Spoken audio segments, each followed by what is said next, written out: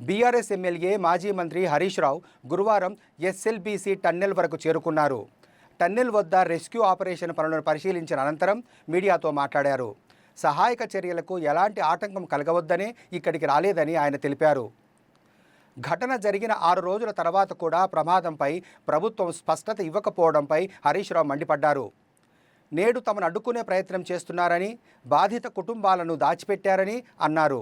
Rescue బృందాలకు ప్రభుత్వ బృందాలకు మధ్య సమన్వయం లేదని తెలిపారు. మంత్రులు రోజు హెలికాప్టర్లో వస్తున్నారు పోతున్నారని, అదేమన్నా టూరిస్ట్ స్పాట్ అనుకుంటున్నారా అని హరీష్ రావు మండిపడ్డారు.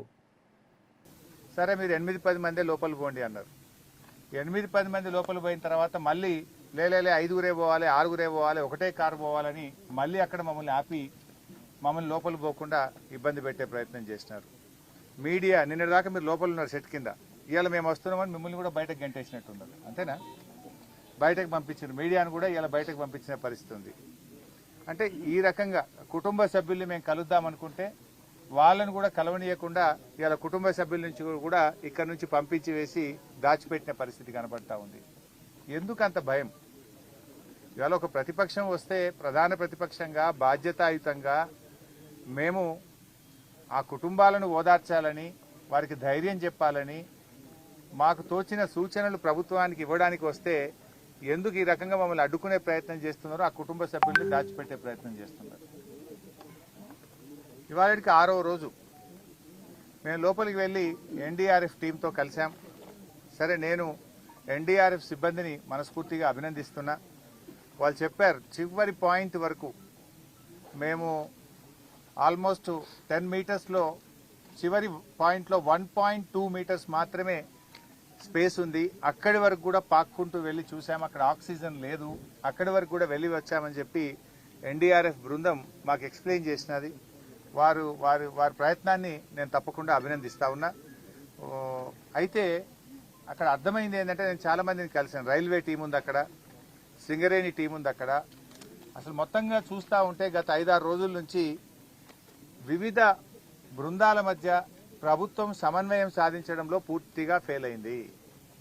లైక్ ఎన్డీఆర్ఎఫ్ ఉంది, నేవీ టీమ్స్ ఉన్నాయి, రైల్వే టీమ్స్ ఉన్నాయి, సింగరేణి టీమ్స్ ఉంది, ర్యాట్ హోల్ మైనర్స్ వచ్చారు, geological survey of India team వచ్చింది, హైడ్రా టీం వచ్చింది, ఎల్ఎన్టీ టీం వచ్చింది. Like that so many teams have come. ఇంతమంది మధ్యలో అసలు ఎవరు ఏం పని చేయాలి, హౌ టు గో ఫార్వర్డ్ అనే విషయంలో డైరెక్షన్ లెస్ లో ఉన్నారు అందరు. ఒక స్పష్టమైన డైరెక్షన్ లేదు. 6 రోజుల వరకు డైరెక్షన్ ఇవ్వకుండా ప్రభుత్వం ఉంటుందండి? 6 రోజుల వరకు కూడా మీరు డైరెక్షన్ ఇవ్వకపోతే లోపల ఉన్న వాళ్ళ ప్రాణాలు ఏమవుతాయి? అసలు ఏ రకంగా ముందుకు పోవాలని నిర్ణయం తీసుకోవడానికి 6 రోజులు పట్టదా? ఇదేమన్నా టూరిస్ట్ ప్లేసా? మంత్రులు పొద్దుగాలు వస్తారు, సాయంత్రం పోతున్నారు, సాయంత్రం వస్తారు, పొద్దుగాలు పోతున్నారు హెలికాప్టర్ వేసుకొని. ఎలక్షన్ ప్రచారం పోతున్నారు. ముఖ్యమంత్రి ఇంతవరకు రాడు, డైరెక్షన్ లేదు. మంత్రి గారు రోజు సాయంత్రం వస్తుడు, పొద్దుగాలు వేసిపోతుండు. యాడికి పోతుండు? ఇంతకంటే ముఖ్యమైన పని ఏముంటుంది రాష్ట్రంలో? అసలు ఒక డైరెక్షన్ ఇయ్యరా మీరు? ఎలా ముందుకు పోవాలి, వాళ్ళ ప్రాణాలు కాపాడడానికి రిలీఫ్ మెజర్స్కి ఒక స్పష్టమైన ఒక విధి విధానాన్ని, ఒక డైరెక్షన్ నిర్ణయించే బాధ్యత ప్రభుత్వానికి లేదా అని నేను అడుగుతా ఉన్నా. ఇవాళ 6వ రోజు ఇప్పటికీ కన్వేయర్ బెల్ట్ పనిచేయడం లేదు. You are not able to repair the conveyor belt.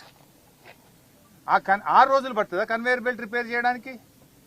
It's a matter of hours. కొద్ది గంటలు కరెక్ట్గా డైరెక్షన్ ఇచ్చి ఉంటే కన్వేయర్ బెల్ట్ను మరమ్మతు చేస్తే ఆ లోపలుండే మక్కంతా కూడా బయటకు తేవడానికి అవకాశం ఉంటుంది. అది ఎందుకు లేట్ అవుతుందో, మరి ఎక్కడ డైరెక్షన్ మిస్ అవుతుందో నాకు తెలియదు.